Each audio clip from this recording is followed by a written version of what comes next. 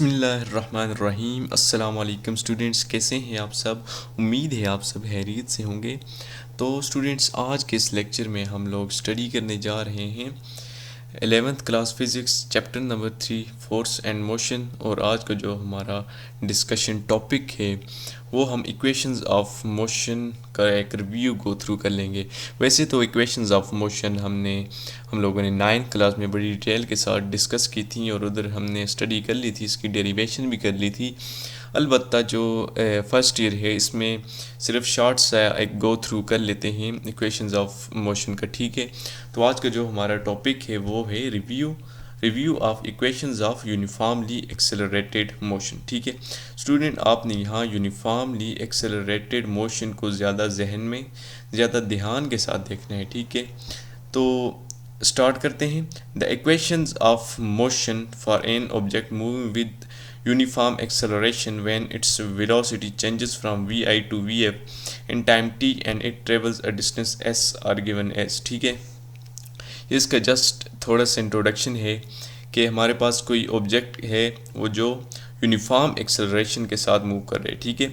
ये जो आप लोगों ने इस बात को जहन में रखना है कि ये जो इक्वेशंस ऑफ मोशन है ये सिर्फ़ और सिर्फ यूनिफॉर्मली एक्सेलरेटेड बॉडी के लिए वैलिड हैं, ठीक है। ये और किसी बॉडी के लिए वैलिड नहीं हो सकती, सिर्फ यूनिफॉर्म एक्सेलरेशन वाली जो ऑब्जेक्ट होंगे उसके लिए आप यूज़ कर सकते हैं, ठीक है। ये इसकी एप्लीकेशंस में आता है, ठीक है। तो the equations of motion for an object moving with uniform acceleration when its velocity changes from v i, ठीक है, initial velocity to v f यानी कि final velocity in time t में, and it travels a distance s are given as, और उसने कुछ distance travel किया होगा एस, उसको हम इस तरह एक्सप्रेस कर सकते हैं, ठीक है। हमारे पास बेसिकली जो इक्वेशन ऑफ मोशन है वो बेसिकली 3 है, ठीक है।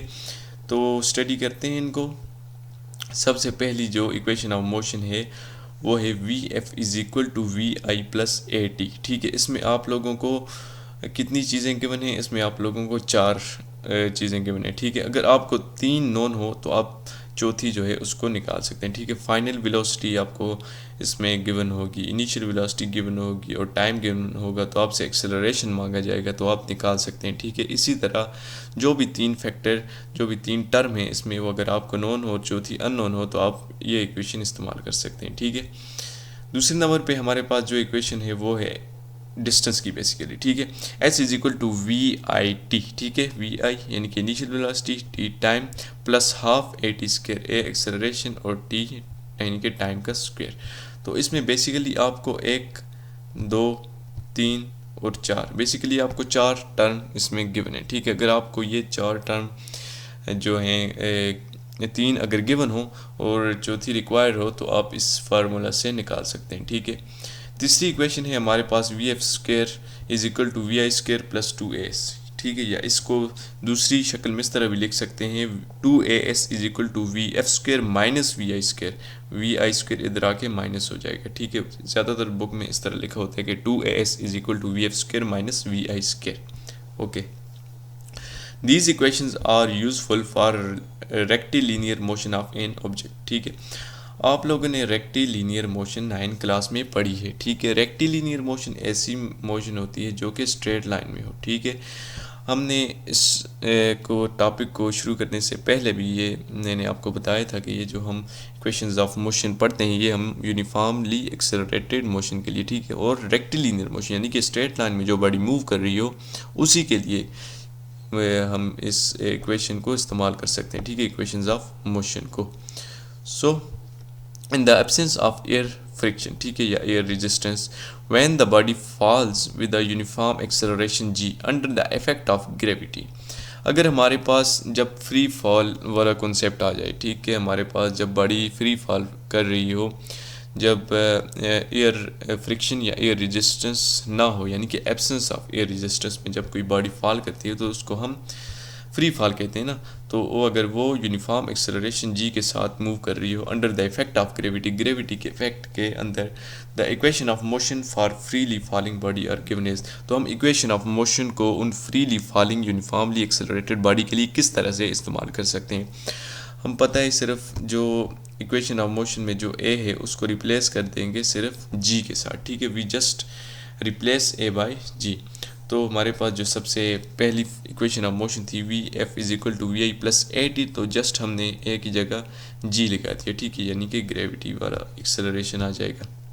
दूसरे नंबर पे जो हमारे पास इक्वेशन थी वो ये थी कि s is equal to v i t plus half a t square, तो जस्ट हमने रिप्लेस कर दिया ए को डी जी के साथ, यानी कि एक्सेलरेशन ड्यू टू ग्रेविटी के साथ। तीसरे नंबर पे हमारे पास जो इक्वेशन थी, इक्वेशन ऑफ मोशन, वो थी हमारे पास 2as is equal to v f square minus v i square, तो जस्ट हमने क्या किया, ए को रिप्लेस कर दिया जी के साथ। ओके, ठीक है जी। अब हम देख लेते हैं कि एक्सेलरेशन ड्यू टू ग्रेविटी है क्या, ठीक है। हम लोगों ने यहाँ पर डिस्कस किया, तो एक्सेलरेशन ड्यू टू ग्रेविटी है क्या, ये 9th क्लास में भी हम लोगों ने स्टडी किया, लेकिन शॉर्ट से गो थ्रू कर लेते हैं, ठीक है।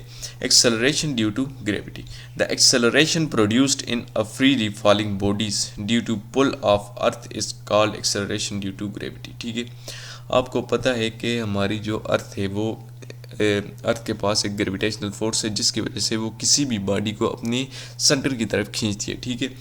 तो जब कोई बॉडी फ्रीली फॉल करेगी तो उस पर वो किस तरह फॉल करेगी, उस पर जो अर्थ है वो अपनी फोर्स लगाएगी, ठीक है। जो ग्रेविटेशनल फोर्स लगाएगी उसकी वजह से उसमें एक according to Newton second law उसमें एक्सेलरेशन प्रोड्यूस होगा, ठीक है, फोर्स की वजह से। तो उस एक्सेलरेशन को हम एक्सेलरेशन ड्यू टू ग्रेविटी कहते हैं, ठीक है। Its numerical value all over the surface of earth is 9.8 metre per second square. अब एक्सेलरेशन ड्यू टू ग्रेविटी की जो वैल्यू होती है वो होती है 9.8 मीटर पर सेकंड स्क्वायर, ये न्यूमेरिकल वैल्यू है, ये कैलकुलेटेड वैल्यू है, ठीक है, एक्सेलरेशन ड्यू टू ग्रेविटी के लिए। इट इज़ मैक्सिमम यानी कि 9.83 metre per second at the poles and minimum 9.78 metre per second square at the equator. ये जो एक्सेलरेशन ड्यू टू ग्रेविटी की वैल्यू होती है 9.8 मीटर पर सेकंड स्क्वायर, ये मैक्सिमम होती है पोल के ऊपर और ये मिनिमम होती है इक्वेटर के ऊपर, ठीक है। तो ये था हमारा आज का लेक्चर, शॉर्ट सा लेक्चर था। अगर आपको वीडियो पसंद आई हो तो इसे लाइक कीजिएगा और कमेंट भी देना है, ठीक है। और जो आपको इसमें कुछ चीज़ समझ नहीं आई तो आप अपने कमेंट सेक्शन में ज़रूर बताना है, और हमारे चैनल को ज़रूर सब्सक्राइब करना है। अल्लाह हाफिज़।